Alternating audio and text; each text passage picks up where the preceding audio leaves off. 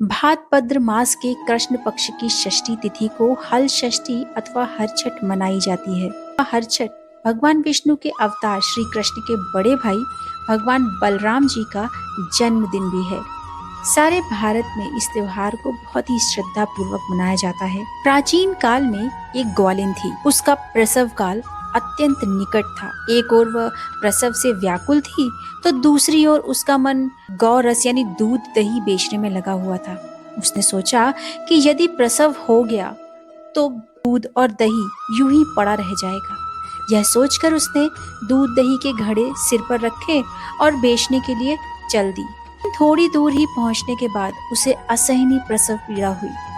वो एक झरबेरी की ओट में चली गई और वहां एक बच्चे को जन्म दिया।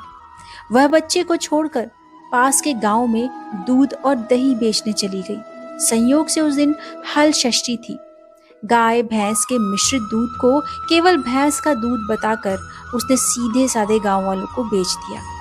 उधर जिस झरबेरी के नीचे उसने बच्चे को छोड़ा था, उसके समीप ही खेत में एक किसान हल जोत रहा था। अचानक उसके बैल भड़क उठे और हल का फल शरीर में घुसने की वजह से वो बालक मर गया।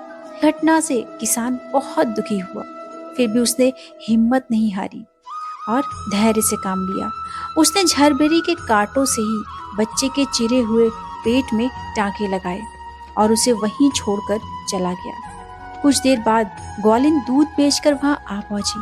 बच्चे की ऐसी दशा देखकर उसे समझ से देर नहीं लगी कि यह उसके पाप की वजह से हुआ है।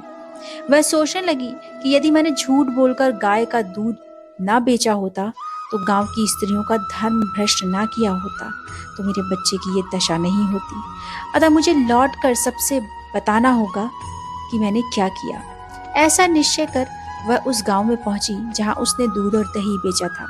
वह गली गली घूमकर अपनी करतूत और उसके फल स्वरूप मिले दंड का बखान करने लगी। तब स्त्रियों ने स्वधर्म रक्षार्थ और उस पर रहम खाकर उसे क्षमा कर दिया और उसे आशीर्वाद दिया। बहुत सी स्त्रियों द्वारा आशीर्वाद लेकर जब वह पुनः झरबेरी के नीचे पहुंची तो यह देखकर आश्चर्यचकित रह गई कि वहां उसका बालक पुनर्जीवित अवस्था में था।